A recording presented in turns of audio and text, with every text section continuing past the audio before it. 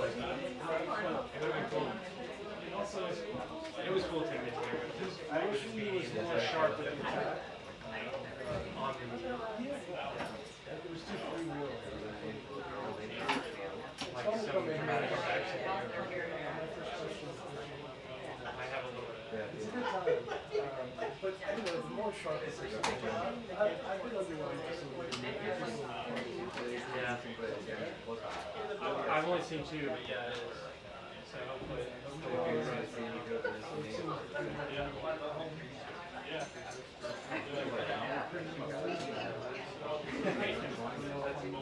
That's true. Like it's that's true. Fox as well. Yeah, just wake it.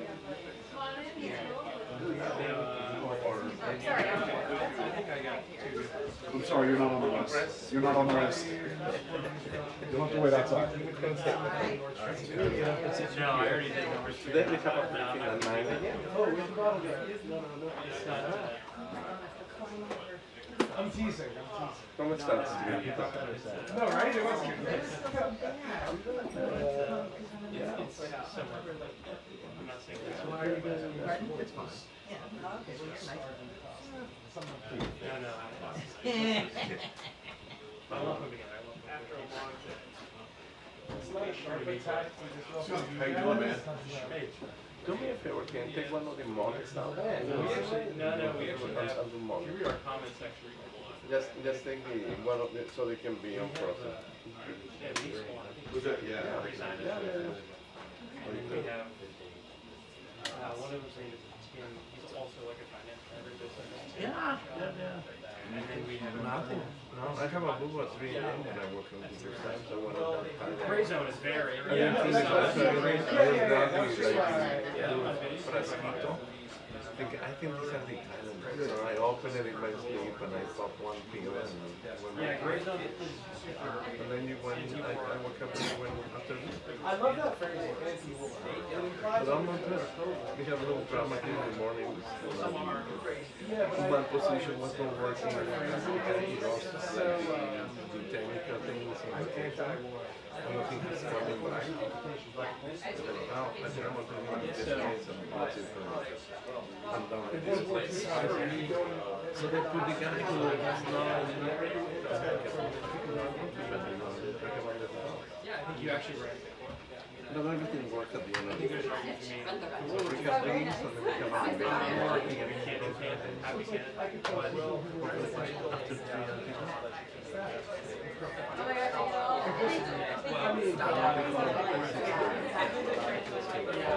Oh, I see.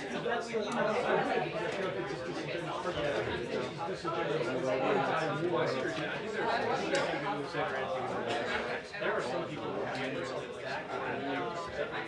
I'm not I'm super cynical of anti-war. I think there are some who are like Jackson basically, they're just kind of pro this. Yeah, I think more often than not, anti-war. Yeah, that's not true. That's not true. I don't think that's mainly true in Lumberjacks. So like, libertarians, That's what I. so like the food pick, I don't think they're.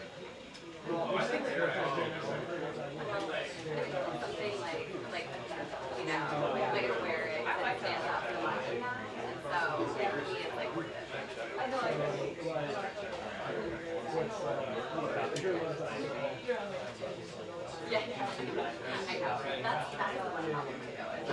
That's why I don't, I argue it's less weight as a result of that. I've talked to women, I think, who claim that they're like funded by China. No. That's not what I mean. Okay, You don't need to be funded. You can just be videos. Tom Collins. I feel like Yeah. So it doesn't detect. Yeah, there's some people who I'm more I don't want to be funded by a lot of them. In Ukraine, there's a lot of people who are actually I think that's we all worked it out last week. That's definitely the case.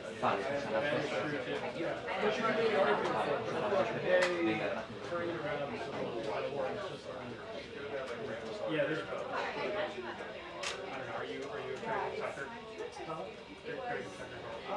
sure. I feel like he's an opportunist. Because he's been all over the spectrum. He's also as long as I can get a shot here. yeah. He's great. But he's extremely even from a family privilege. He's doing some work again. Should work. That's all right. There's not going to be any here. That's normal reading. So that's easy. Yeah. Because I took boxes. It's easier for you, and it's easier for me. And we all win.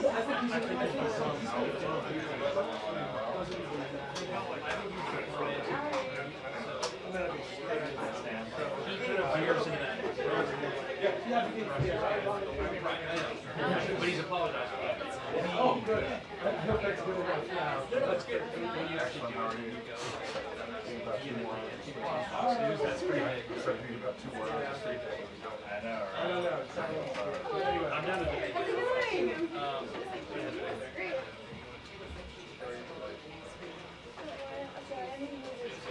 How's it going?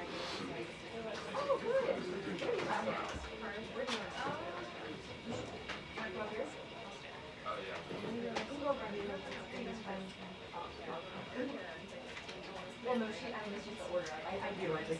You're good where Sure, yeah.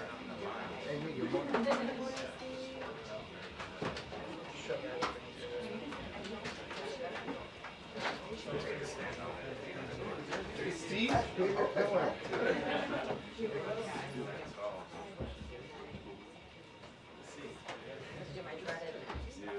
This is on everyone. They're all going to watch you. Everyone's going to be super judgy. You'll do great. No, no. Not bad.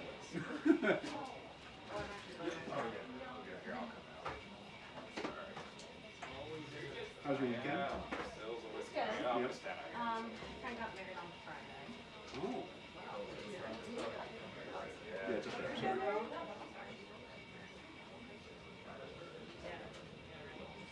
Sorry. Here. Yeah, that's what I'm missing. I don't know. I have a question. Which of these laws is Yeah, hey, guys.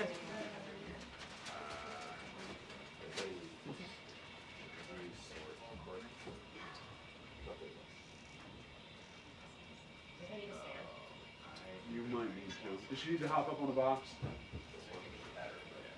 I can. Yeah, I hear you, but.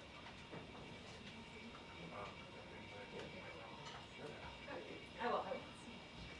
Aaron? Aaron? You trying that out? I bought it. I'm free afterwards. You want anything? Oh, You're good. really? Are you gonna say baby tomorrow? I'm thinking about it. Okay, Griffin. Please don't fall. You got it. You're going to do great. We believe in you. Starting with 1. You see they're raising their prices. Why I bought it. Understanding is that it would be. But if you're buying more, we'll talk later. Hi, yes I can. Yeah.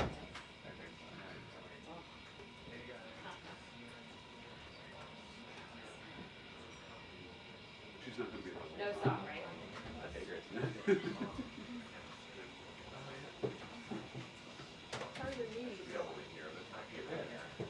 I mean, but you guys need it.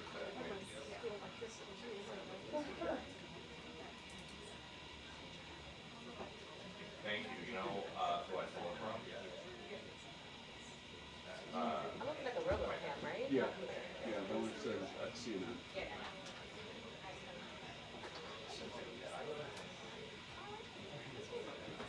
Peter's shot's going off the pool, so trying to keep it up.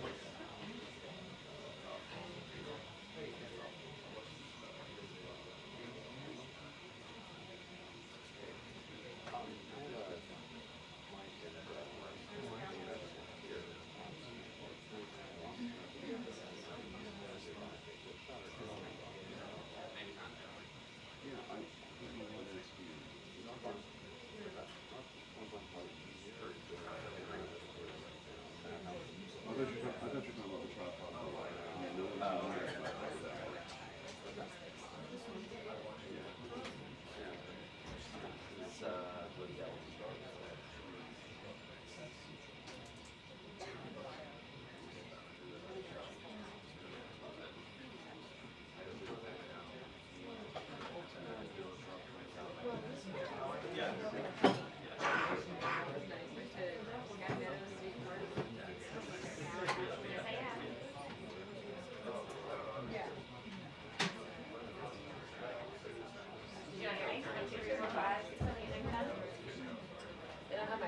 on channel 2. Hold up number 2. We're on channel 2.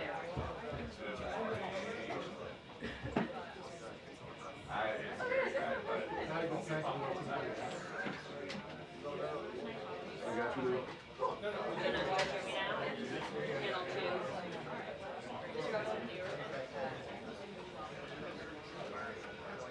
2. We checked it earlier and they had it. Yeah, So I'm just putting it on. we had to split it because channel 1's going to 2.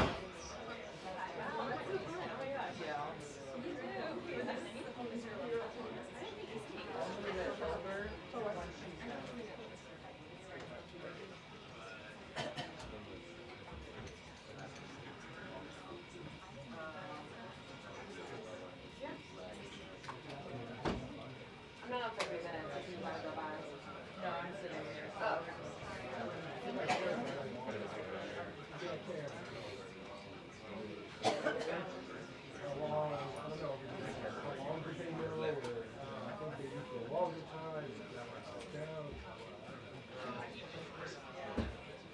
Let me know if they're not hearing you stay. Hey, Kelly. Hey, Kelly. I think so, yeah. I'm saying, taking the belt in Korea.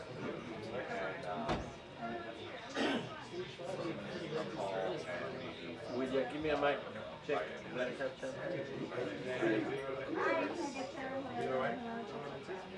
Beautiful.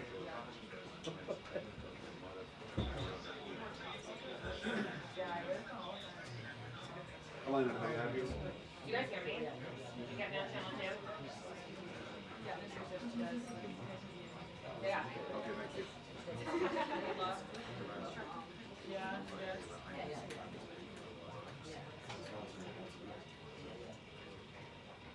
I'm over here trying to work.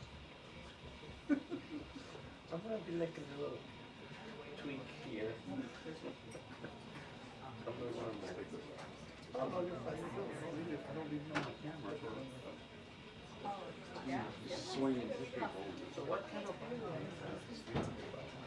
That's about a good seat. Yeah. is that thick? Beautiful. What is it? That's 600? 750. My last bike was an Interceptor 600. Oh, yeah? I tried to bring him, but I went look here in 89. Yeah. So he was like an 87 bike. Yeah. I just took him back to San Diego and Yeah, yeah. That's too quick. I can't do that. That scares me.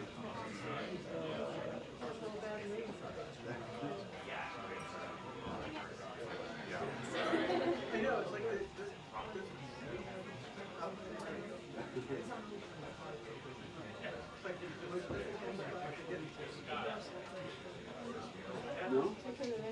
You should do it. It's great.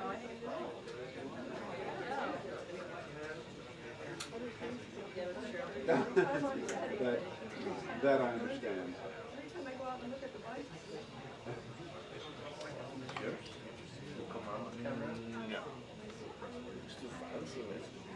Very fancy.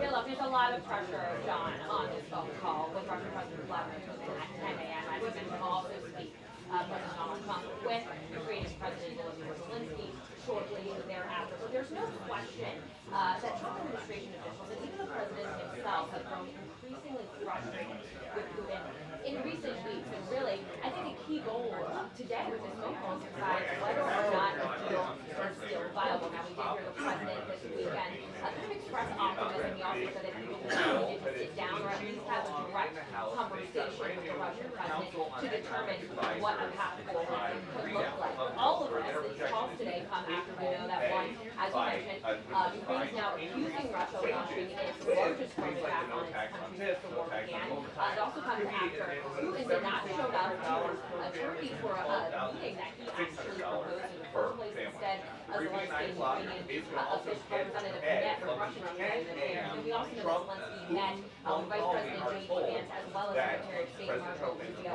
yesterday in Rome. Now, we did hear from Rubio yesterday on this. They essentially said that the key goal today is to determine whether or not how they keep describing it, passing them along, and again, whether or not there is actually value in continuing these talks with Russia to determine if there can be peace next year. And that was going to be a key question of this briefing with White House Press Secretary Karoline Leavitt and Secretary Karoline shortly. I also just want to mention one key thing as well, is that we know there's a lot of discussion building in Congress, but also the United States, European allies, about placing more aggressive sanctions on Russia. Senator Lindsey Graham has teed up a package to do just that. Congress is expected to consider that soon. I think the key question is, if today's call does not go well, how will President Donald Trump react? Will he support such a move, a lot riding on these talks?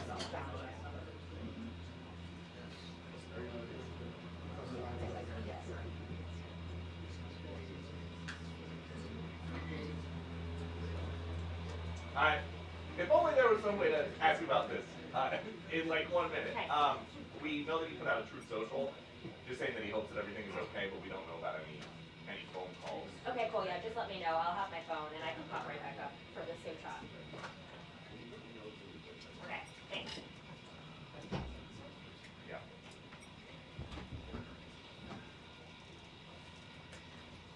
Thank you.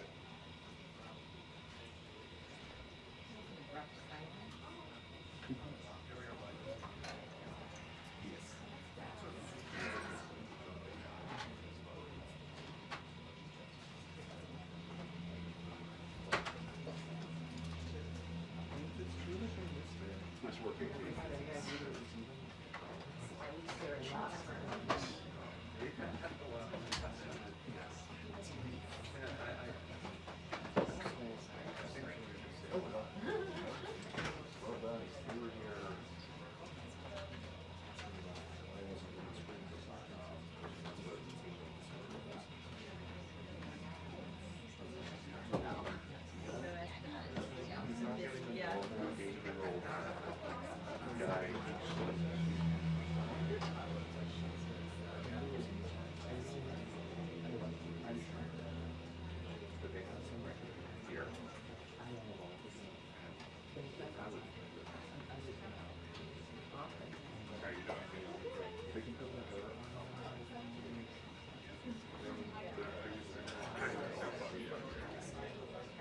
Improper.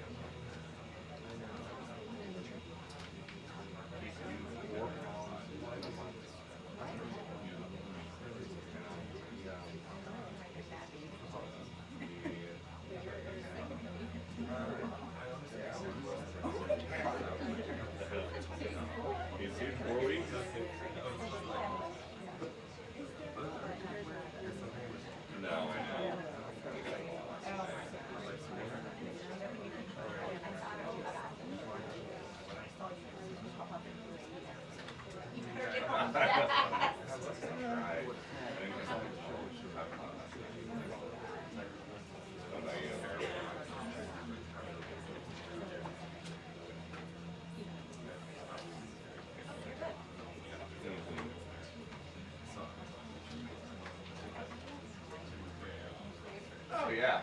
Oh yeah. I know I was tired last night. I didn't even reply. I woke up, sitting up. There's like an hour later. Like, great.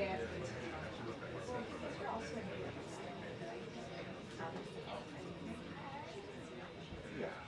Oh yeah. And it's, you know, there's not a ton of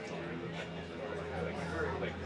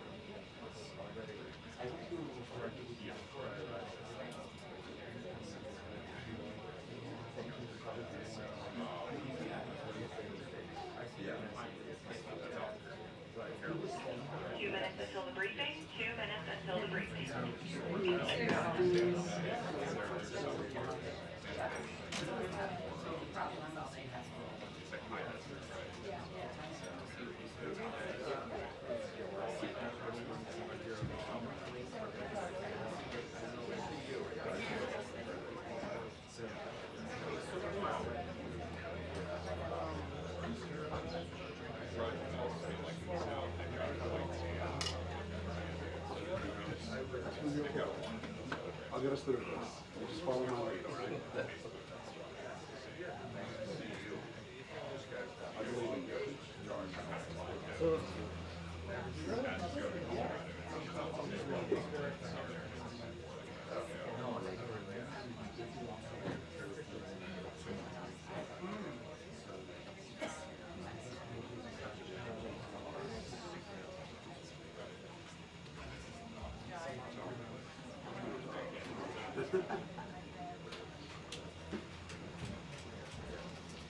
Good morning, everybody. Good morning.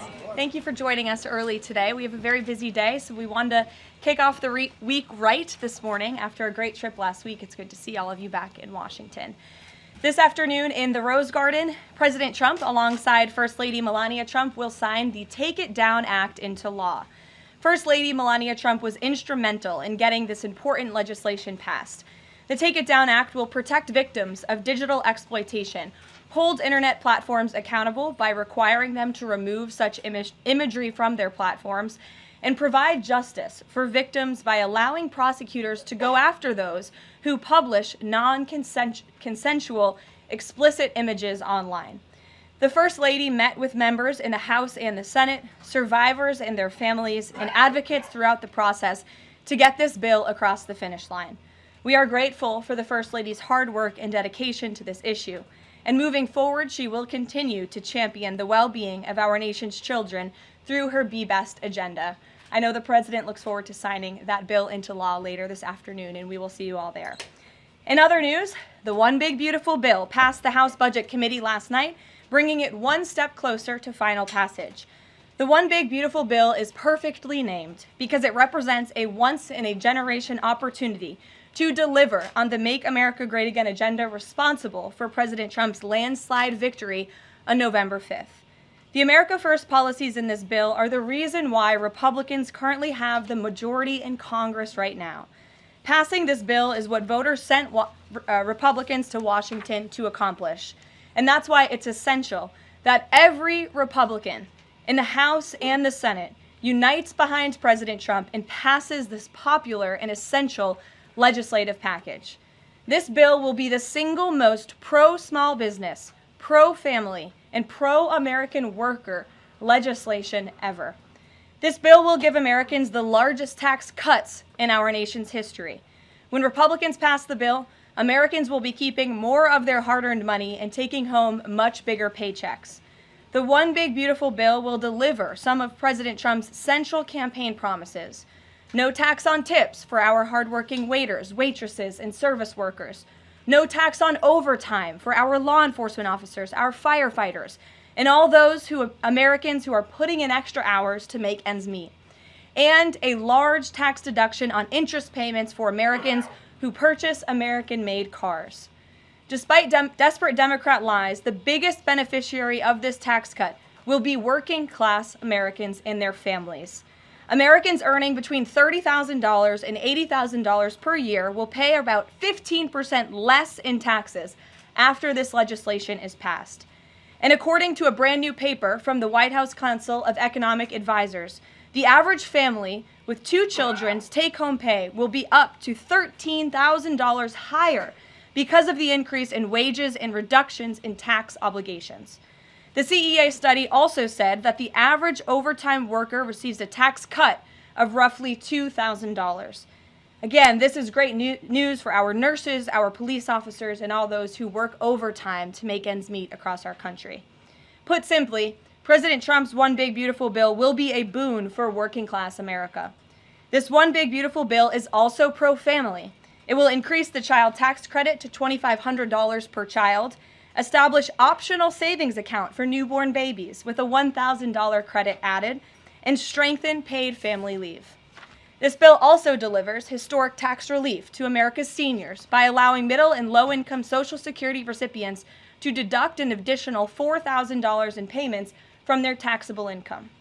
If Democrats get their way and the Trump tax cuts are not extended, Americans will face the largest tax hike in history to the tune of $4 trillion. Republicans must not side with Democrats in helping them raise taxes. The One Big Beautiful Bill also provides critical protections of Medicaid, which will strengthen and preserve the program for decades to come through common sense efforts to eliminate waste, fraud, and abuse. Medicaid will no longer be used to pay for barbaric gender mutilation procedures on minor children. And the 1.4 million illegal aliens who are currently improperly receiving Medicaid benefits will be kicked off the program to preserve it for hardworking American citizens who need it. President Trump and Republicans are protecting Medicaid benefits for pregnant women, children, disabled individuals, low-income seniors and families, and the most vulnerable Americans in our society. And that's what Democrats are so angry about. Basic Medicaid protections that will stop the funding of transgender insanity and illegal aliens from ripping off American taxpayers. As you all know, over his first 4 months in office, President Trump ended the previous administration's open border crisis and secured our homeland in record time, all using executive authority. Now Congress needs to act. The One Big Beautiful Bill is the most significant investment in our nation's border patrol and law enforcement agents in our nation's history. The bill ensures that President Trump's popular and successful border security measures are made permanent. Republicans have the backs of Border Patrol and ICE agents who were put through hell over the past 4 years and have quickly worked to secure our southern border.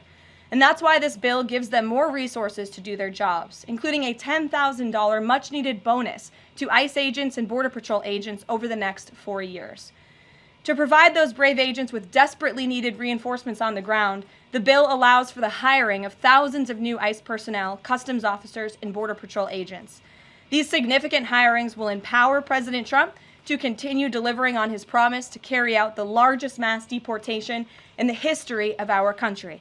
Again, that is a promise that Republicans made to American voters. It's a promise they were elected on, and it's a promise Republicans on Capitol Hill need to keep: secure our border.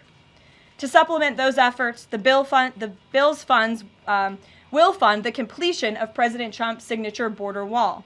As a result, 701 miles of primary wall, 900 miles of river barriers, 629 miles of secondary barriers, and 141 miles of vehicle and pedestrian barriers will be constructed when this bill passes, along with cutting-edge technology to secure our homeland from dangerous illegal alien invaders. This bill also advances our national security and defense interests by ensuring the United States military has the necessary resources to remain the strongest and most lethal fighting force in the world. The bill will provide resources for the construction of President Trump's Golden Dome to safeguard Americans from potential attacks, give the Coast Guard resources to build more modernized ships, and the Air Force resources to acquire better planes. If all of those incredible things were not enough, the big beautiful bill also finally modernizes air traffic control in America, a bipartisan issue. The bill will allow President Trump to deliver on his promise to overhaul and update our air traffic control systems to keep Americans flying as safe and efficiently as possible. The previous administration failed to act and do this themselves, despite repeated warnings from the GAO, which has resulted in unacceptable delays at major airports like Newark that the Trump administration is working hard to address. When the One Big Beautiful bill passes, we will replace the current antiquated system, the FAA will enhance safety in our skies, reduce delays, and power the future of air travel in the United States. That's just some of what this historic legislation will accomplish. It is absolutely essential that Republicans unite behind the One Big Beautiful bill and deliver on President Trump's agenda. There is no time to waste. Americans gave Republicans a once-in-a-generation opportunity to course-correct our country over many wrongs over the past 4 years. And Americans are counting on Republicans to work as hard as President Trump is in this White House every day on Capitol Hill. Send this legislation to his desk as soon as possible for his signature. Here in our new media seat today, we have Liam Cosgrove, the White House correspondent for Zero Hedge. With that, Liam, please kick us off. Thank you, Caroline. So my first question is on foreign policy. Sure. The president has made several moves towards peace in multiple fronts. India, Pakistan with the Houthis, talking with Iran and talking with Putin. Biden didn't even talk to Putin for the entire span of the war, which is crazy considering two nuclear powers were engaged in a proxy war. So I do admire these moves by the current president, I'll be honest.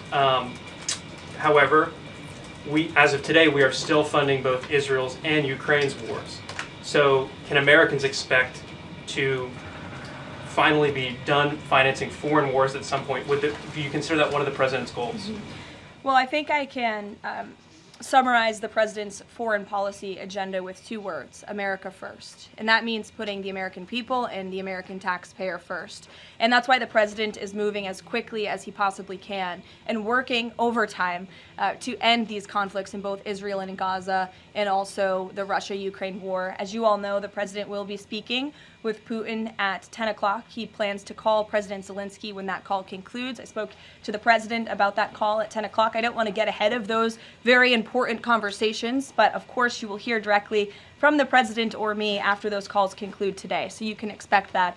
As for Israel and Gaza, the president continues to not only himself but his national security team engage in talks on both sides of this conflict. The president made it very clear to Hamas that he wanted to see all hostages released. And last week, when we were flying out of town, there was great news on that front with the return of Eden Alexander, who is the last remaining hostage in Gaza. So to answer your question, the president is always thinking about the American people, the American taxpayer first. He wants these conflicts to end, not just to save money, but most importantly, to save lives. Thank you. And my only other question for you is, so over the weekend, President Trump posted Truth Social a video highlighting what most people call the Clinton body count, which is the strange number of suicides that seem to happen in Clinton circles. I have a headline here from the Washington Post that said, Trump peddles false conspiracy theories tying the Clintons to several deaths. So I just wanted to highlight real quick, this wasn't in Trump's video, but this is from the Arkansas Times, and it's the death of Mark Middleton, who was a former Clinton White House aide, who was found dead on a Clinton Foundation property. And I'll just quote from the Arkansas Times. Middleton apparently shot himself in the chest with a shotgun and also hung himself from a tree with an extension cord. So I have no idea how somebody commits suicide that way, but if the Washington Post is here, maybe you can enlighten us as to how that was actually a suicide. So anyways, that's just a lead into my question about the most famous Clinton-related suicide, which is that of Jeffrey Epstein. there's still a lot of questions around that case. You've released phase 1 of the Epstein files. What was missing from that is any connection to his ties to intelligence agencies, and that's really the whole story, that not just trafficking young girls, but doing it on behalf of intelligence agencies, and even potentially as part of a blackmail ring with potential ties to the Israeli government. So for phase 2, when can we expect it? Will it have information pertaining to those aspects of the Epstein case? I know the Attorney General has committed to releasing those files. I would defer you to the Department of Justice on her timeline, but when she has made a promise in the past, she has kept it, and I'm certain that she will in this case as well. Rachel. Thanks so much, Caroline.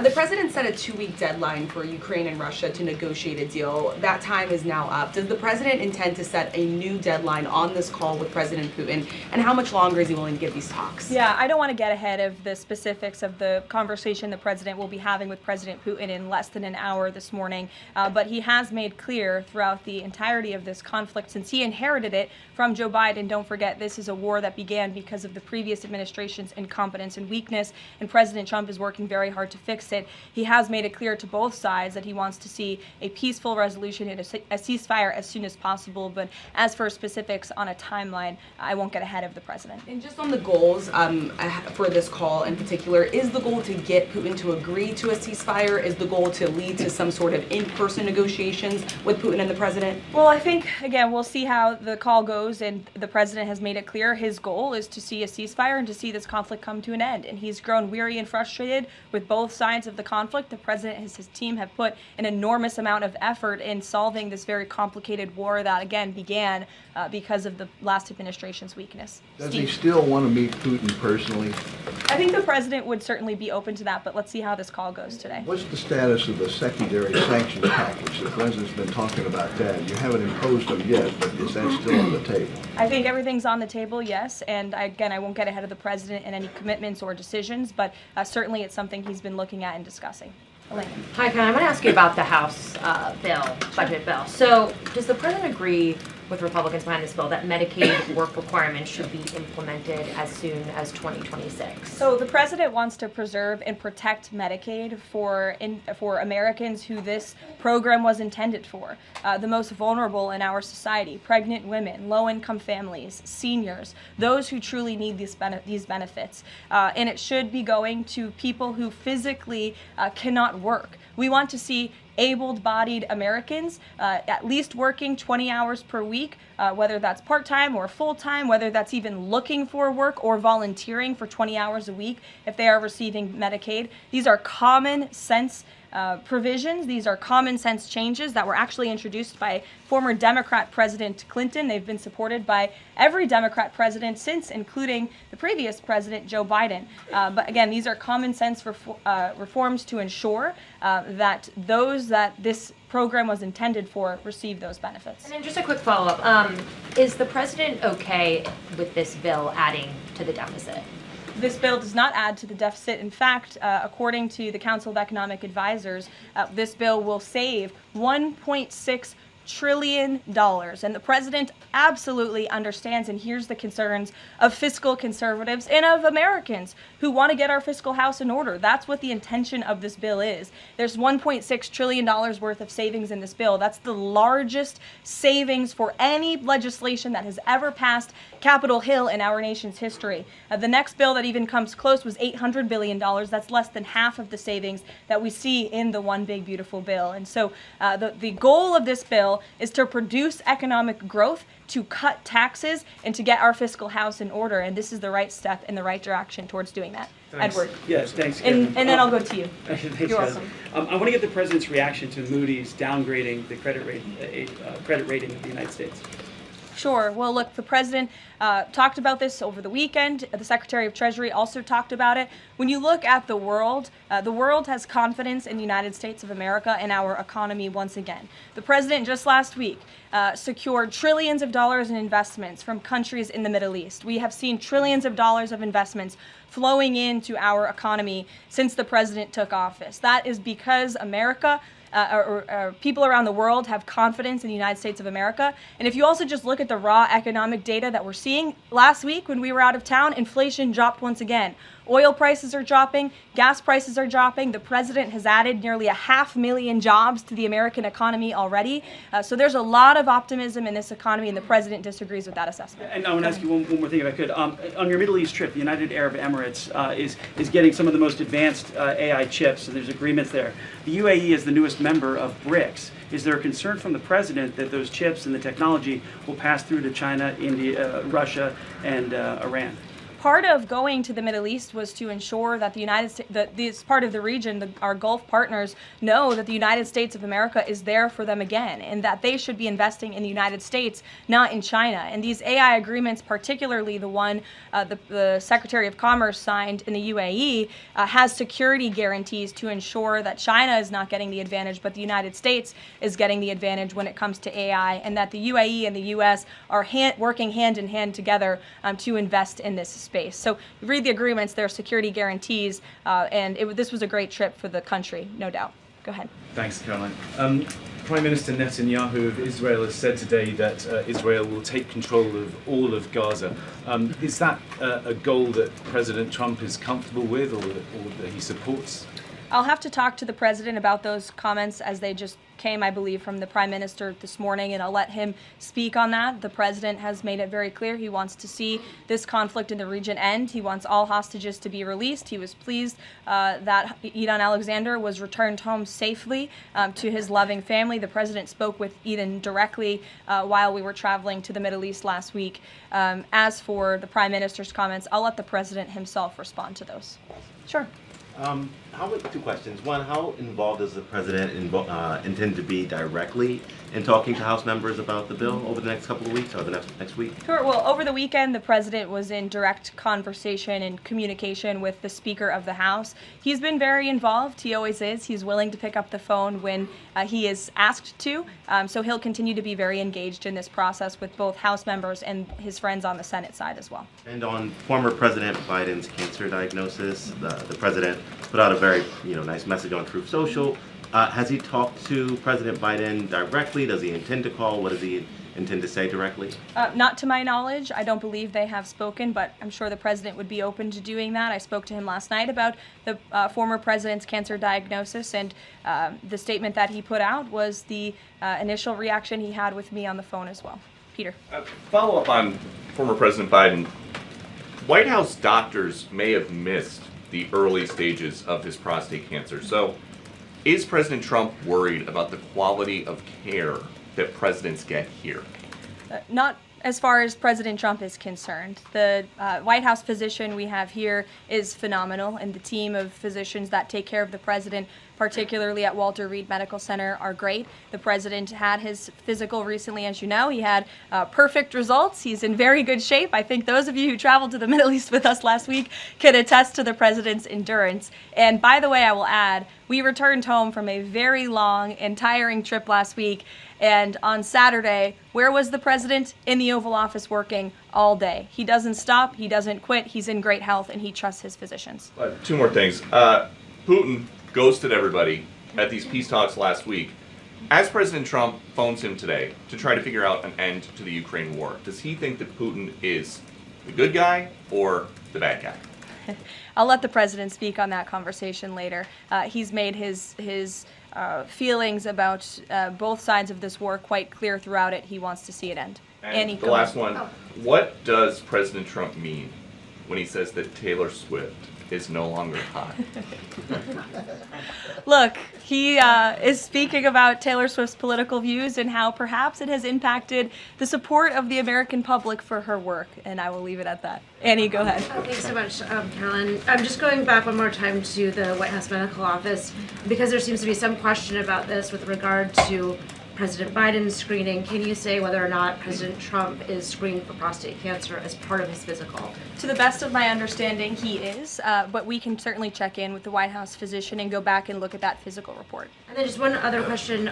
Recently, Stephen Miller at the White House made some comments about considering suspending habeas corpus. And I'm curious if there's any update on how the White House is exploring that option to enact the president's agenda. I don't have any update at this time, but I can check in with our Deputy Chief of Staff. Mary Margaret, go ahead. Thanks, Caroline. Given the ongoing revelations about the former president's mental acuity and how staff and media covered that up, especially with the release of this book, 2 days, I think, is there any interest in further scrutiny of Kevin O'Connor, the former president's physician? I'll let the president speak on that. I spoke to the president again about the former president's health diagnosis last night, and he wanted to extend his warmest wishes to the former president and his family. But as for any further action, I'll let the president speak on that first. Michelle. Vice President Vance's meeting with Zelensky. Can you share any more information on that? My understanding was it was a good meeting, a productive meeting, and we're grateful that the Vice President did it and that he also went to the Pope's first Mass in Rome. I also have an update on that. The Vice President passed along a letter to the Pope from the President and from the First Lady extending their warm wishes and inviting them to the White House as soon as they possibly can come. Michelle. On Iran, Steve Witkoff said yesterday that continued enrichment is a red line for the U.S. The Iranian foreign minister says that's going to continue no matter what. How committed is the U.S. to that red line, and what's the next step for the next round of talks? We are 100% committed to that red line. The President, Special Envoy Witkoff, Secretary Rubio have made that incredibly clear, not just to the American public, but also in those discussions that Special Envoy Witkoff has had directly with the Iranians. And the next round of talks? I don't have an update for you, but we can get one. To the back row. Go ahead. Thank you, Caroline. South Africa's president says he's going to come to the White House to meet with President Trump on Wednesday. What are the president's expectations for that trip? And South Africa's president recently said he believes the folks that have been resettled here recently are cowards running away from problems in South Africa. Does the White House have a response to that? So I did see the South African president put out that statement. I want to confirm on our end with our Secretary of State and National Security Advisor, and we'll get back to you on that. Monica. Thanks, Caroline. You mentioned the President and the First Lady are signing the historic Take It Down Act this afternoon. I'm curious to know, what are some of the repercussions or consequences for these online platforms or perpetrators that won't comply with the act?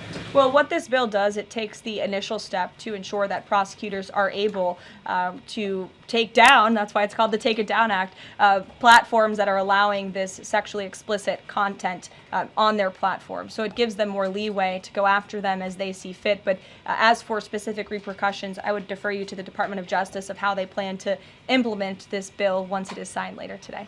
Brian. Yes, thank you. You said in your opening statement you talked about this MAGA baby savings account. Exactly how would that work? Who would be eligible for it? I'm assuming women would be eligible for that. Yes, so one of the provisions in the One Big Beautiful Bill, as I said, this is a very pro-family piece of legislation. Not only does it increase the child tax credit, but it also includes MAGA baby savings accounts for children that are born before January 1st, 2024, under 8 years old, U.S. citizens, and have at least one parent with a valid Social Security number. And when this tax provision becomes law, the child, if the parents seek to do this, will be set up with a savings account. Essentially, it's a 401k for a newborn baby. And child's relatives, their parents, can contribute up to $5,000 per year of after-tax dollars annually to that account. And then later in the baby's life, at age 25, savings account holders can withdraw up to the full balance of the account. Upon reaching 30, the account holders can access the full balance of the account for any purpose desired. So it's a great initiative for new parents, new mothers who want to set up this savings account for their children.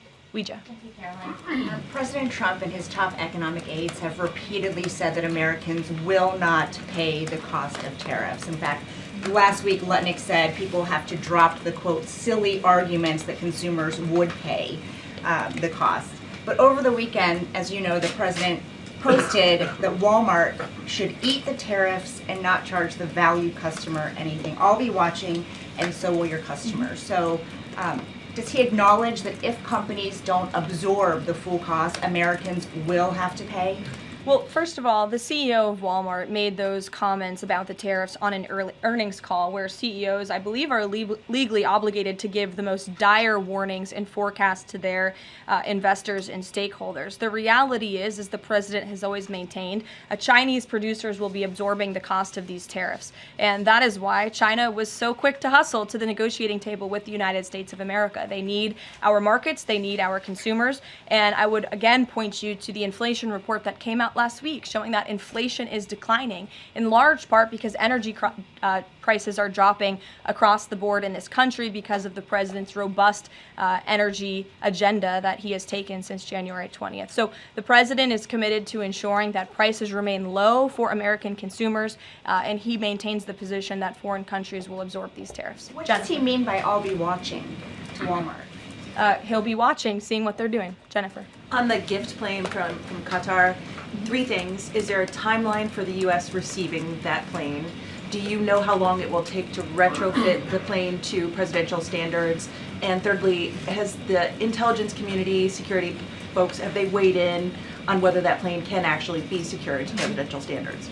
I'm glad you brought up this question because I was watching the American press spew a lot of misinformation about the plane donation last week when we were abroad. Let's be very clear. The government of Qatar, the Qatari family, has offered to donate this plane to the United States Air Force, where that donation will be accepted according to all legal and ethical obligations. It will be retrofitted to the highest of standards by the Department of Defense and the United States Air Force. This plane is not a personal donation or a gift to the President of the United States. And everyone who wrote that last week should go and correct their stories because this is a donation to our country and to the United States Air Force. As for a timeline, because it is the United States Air Force that is accepting the plane, I would defer you to them for specifics because the President, frankly, has nothing to do with it. It's the Air Force's project to take on. Sure. Elizabeth. Thanks so much, Caroline. Did the president call fiscal conservatives who were hesitant to vote for the big, beautiful bill? And if so, what did they say? What did he say? I don't reveal the president's private discussions unless he gives me the liberty to, but he has been engaged in this process. He spoke to the Speaker of the House, and he will continue to make those phone calls if it's necessary for him. Sure. Thank you, Caroline. I'll go to both of you. Go ahead. Thank you. Any updates on Greenland? Will the president be making any trips, and do we have any details you can share with us? I don't have any future foreign trips to read out for you. We just returned home from one. But the president maintains the reasoning for Greenland's strategic purposes in the Arctic, and he continues to remain committed to the idea of obtaining Greenland in whatever means we can to advance our national security interests in the region. Sure. Thank you, Caroline. I have a question. Was Lebanon part of the discussions during the Middle East tour, and did you meet with any Lebanese representatives?